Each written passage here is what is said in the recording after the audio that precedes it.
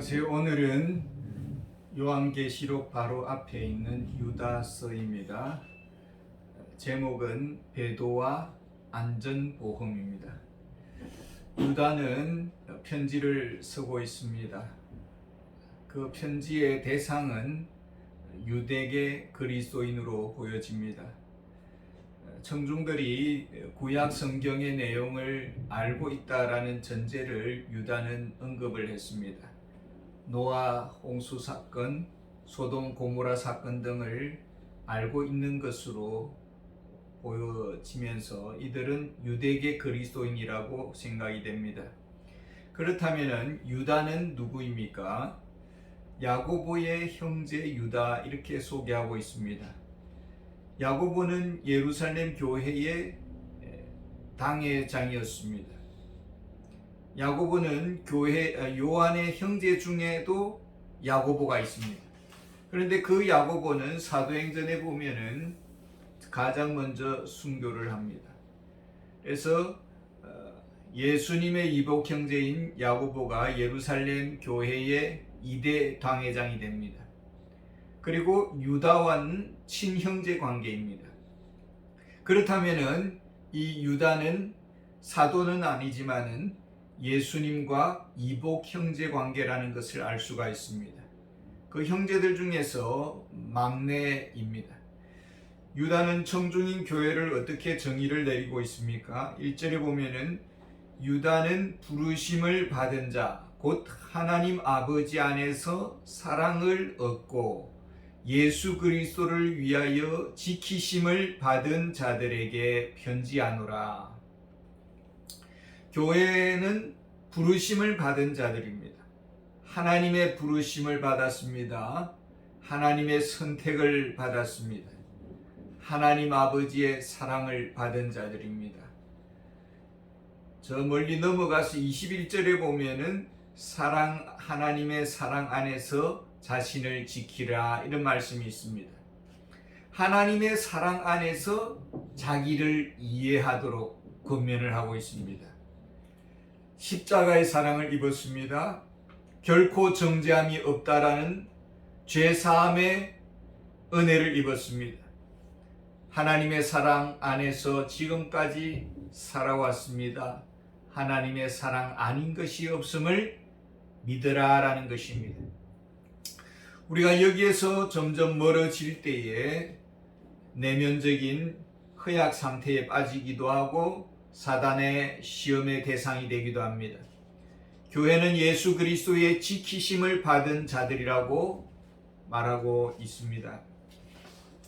24절에 보면은 능히 너희를 보호하사 거침이 없게 하시고 너희로 그 영광 앞에 흠이 없이 기쁨으로 서게 하시리. 하나님의 손에 붙잡힌 바 된 교회입니다. 사탄의 조롱 앞에 하나님은 보호하십니다. 마지막 배도의 시대에 구원에서 떨어지지 않을 것입니다. 하나님 앞에 우리가 흠없이 서기까지 예수님은 우리를 보호하실 것입니다. 사랑과 은혜를 입은 우리들입니다. 유다는 어떤 목적으로 이 편지를 기록하고 있습니까? 3절에 보면은 사랑하는 자들아 우리가 일반으로 받은 구원에 관하여 내가 너희에게 편지하려는 생각이 간절하던 차에 성도에게 단번에 주신 믿음의 도를 위하여 힘써 싸우라는 편지로 너희를 권하여야 할 필요를 느꼈노니. 유다는 먼저 구원의 진리를 위해 편지를 쓰려고 했습니다. 이 구원의 복음을 전하는 것이 교회의 사명입니다. 우리는 항상 어떻게 하면 저 영혼을 구원할 것인가? 여기에 집중해야 할 것입니다. 마틴 로이드 존스 목사님의 책을 보면은 책을 읽든지 TV를 보든지 어떻게 하면 저들을 구원할 것인가 그 생각을 많이 한다라는 것입니다. 유다는 펜을 들었습니다. 성령님께서 그 마음을 움직이셔서 성도에게 단번에 주신 믿음의 도를 위하여 힘써 싸우라는 이 도전을 주시고 영감을 주십니다. 매 순간순간마다 성령의 음성과 성령의 마음에 민감했던 유다의 모습을 우리는 여기서 볼 수가 있습니다. 늘 깨어서 주님의 뜻에 귀를 기울이는 그런 자세입니다. 왜 성령께서는 유다에게 진리 전쟁에 성도들이 동참하도록 그렇게 편지를 쓰도록 했을까요? 4절에 보면은 이는 가만히 들어온 사람 몇이 있음이라. 그들은 옛적부터 이 판결을 받기로 미리 기록된 자니 경건하지 아니하여 우리 하나님의 은혜를 도리어 방탕한 것으로 바꾸고 홀로 하나이신 주제 곧 우리 주 예수 그리스도를 부인하는 자니라. 교회 안에 가만히 들어온 몇이 있었다는 것입니다. 조용히 들어왔습니다. 은밀하게 누룩처럼 그 영향을 끼치기 시작합니다. 어떤 목적으로 들어왔을까요? 어떤 결과가 나타나는 것일까요?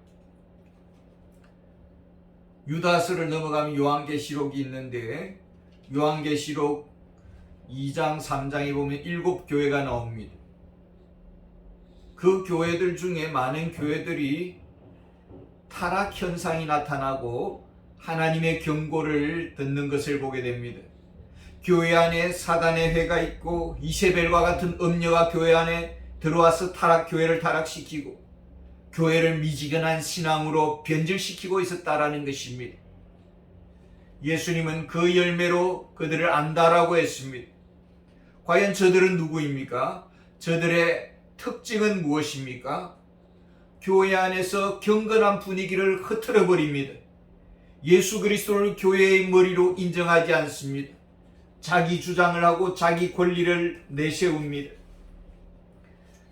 은혜를 주장하면서 그것을 죄를 짓는 기회로 이용을 합니다. 자신의 죄에 대해서는 관대하고 타인의 죄에 대해서는 분개하고 정죄합니다. 8절에 보면은 그러한데 꿈꾸는 이 사람들도 그와 같이 육체를 더럽히며 권위를 업신여기며 영광을 비방하는도다. 하나님의 계시의 말씀보다는 자기 꿈을 주장을 합니다. 신령한 자로 위장을 합니다. 성경 말씀의 권위를 인정하지 않고 사도의 권위를 인정하지 않습니다. 그리고는 분수도 모르고 사단을 정죄하고 명령합니다. 여기에 대해서 유다는 천사장 미가엘의 본을 보여주고 있습니다.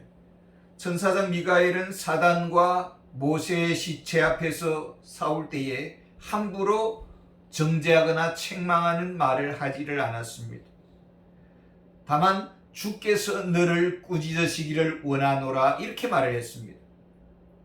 정죄와 심판은 하나님 주님의 손에 달려있다라는 것입니다. 그렇기 때문에 자신은 사단을 꾸짖을 수 있는 어떤 높은 영적인 권세자인 것처럼 영적 허세를 부리지 말아야 된다라는 것이. 근데 거짓 교사들은 들어와서 이것을 함부로 말을 했습니다.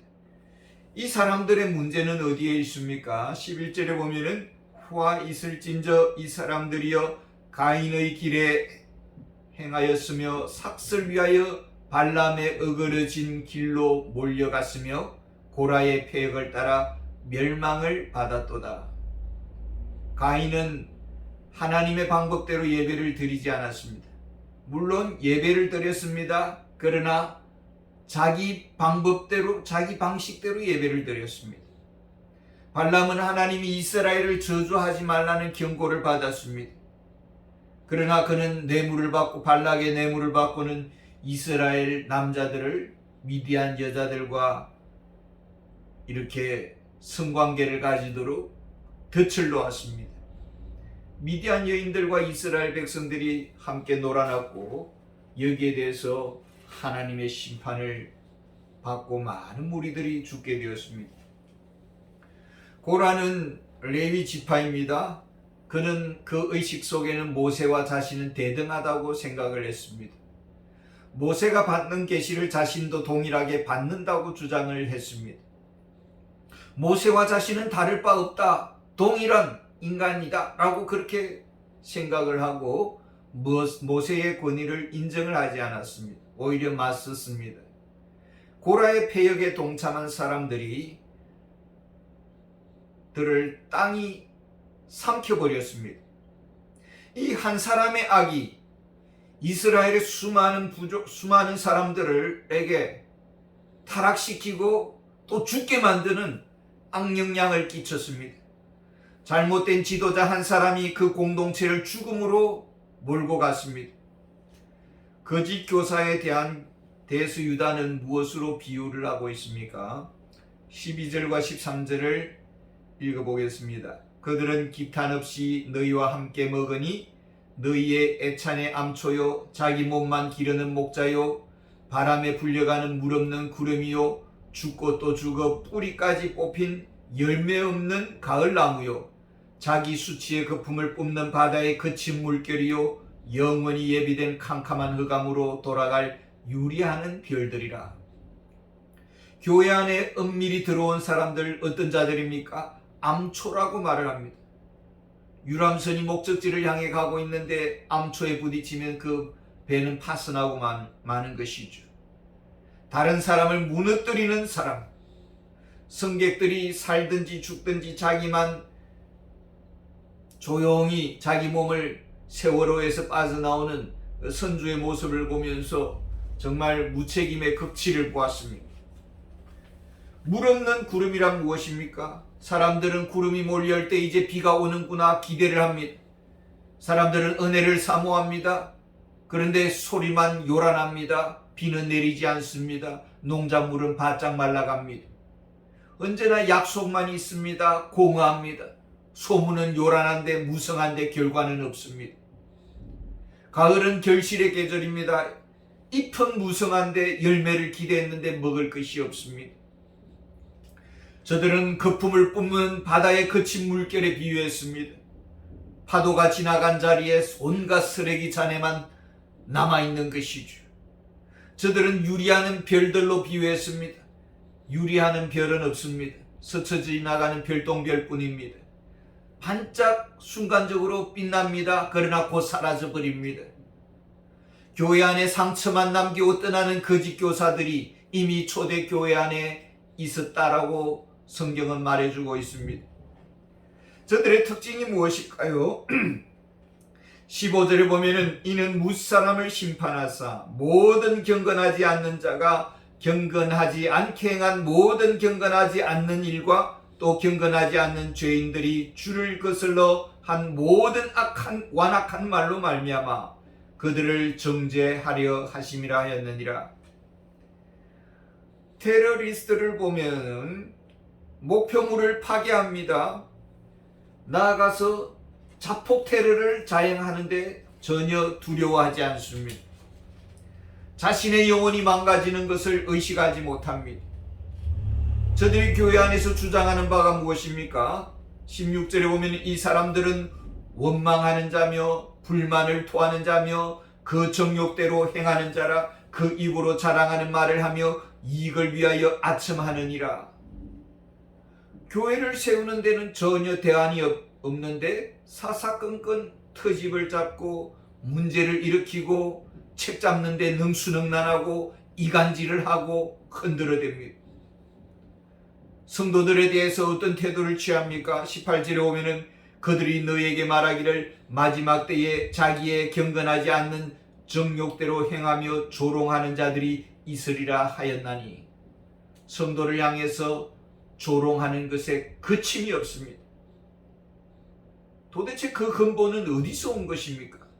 이런 영적 폐륜의 그 밑바닥에는 무엇이 있는 것입니까? 19절에 이 사람들은 분열을 일으키는 자며 육에 속한 자며 성령이 없는 자라. 교회 안에 들어와 세례를 받았습니다. 그러나 영적으로 무지합니다. 하나님과 단절되었습니다. 기도하지를 못하지 않습니다. 영적으로 둔감합니다. 저들의 결말에 대해서 유다는 이미 7절에 이렇게 말을 하고 있습니다. 소돔과 고모라와 그 이웃 도시들도 그들과 같은 행동으로 음란하며 다른 육체를 따라가다가 영원한 불의 형벌을 받음으로 거울이 되었느니라. 소돔 고모라 백성들처럼 영원한 불타는 지옥만 저들에게 기다리게 될 것이다 라는 것입니다. 저들을 향한 교회의 책임은 무엇입니까? 먼저 20절에 보면 사랑하는 자들아 너희는 너희의 지극히 거룩한 믿음 위에 자신을 세우며 성령으로 기도하며 진리 위에 자신을 세워야 한다라는 것입니다. 진리 위에 서야 한다라는 것입니다. 성령의 뜻 안에서 기도합니다. 말씀과 기도로 무장해야 합니다. 그리고 어느 정도까지 우리가 성장해야 할까요? 23절에 보면은 또 어떤 자를 불에서 끌어내어 구원하라. 또 어떤 자를 그 육체로 더럽힌 옷까지도 미워하되 두려움으로 긍휼히 여기라. 영적으로 성숙하지 못했습니다. 진리 위에 굳건히 서지 못했습니다. 그래서 분별력이 없습니다. 사단에게 이용당하고 상처를 입습니다. 이단의 사상의 오염물을 마셨습니다.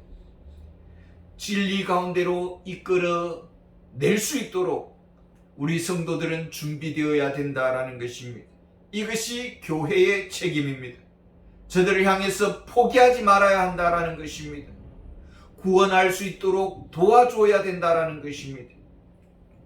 우리가 먼저 진리 위에 굳게 서야 합니다. 그리고 거짓 교사와 맞설 수 있도록 무장해야 합니다. 그러나 이런 일에는 많은 도전이 있을 것이고 위험이 도사릴 것입니다. 그럼에도 불구하고 성경은 우리에게 약속하고 있습니다. 24절에 능히 너희를 보호하사 거침이 없게 하시고 너희로 그 영광 앞에 흠이 없이 기쁨으로 서게 하시리. 주님이 천국 가는 그날까지 우리를 보호하시겠다. 지키실 것이다. 우리가 하나님 앞에 흠이 없이 서도록 붙잡으실 것을 약속해 주고 있습니다. 하나님께서 우리를 불러주셨습니다. 우리를 이용하시고 토사구팽하시는 하나님이 아닙니다. 끝까지 우리를 책임지실 것입니다. 흠없이 우리를 하나님 앞에 설 수 있도록 곁에서 영원토록 함께해 주실 것을 우리는 믿어야 할 것입니다. 감사합니다.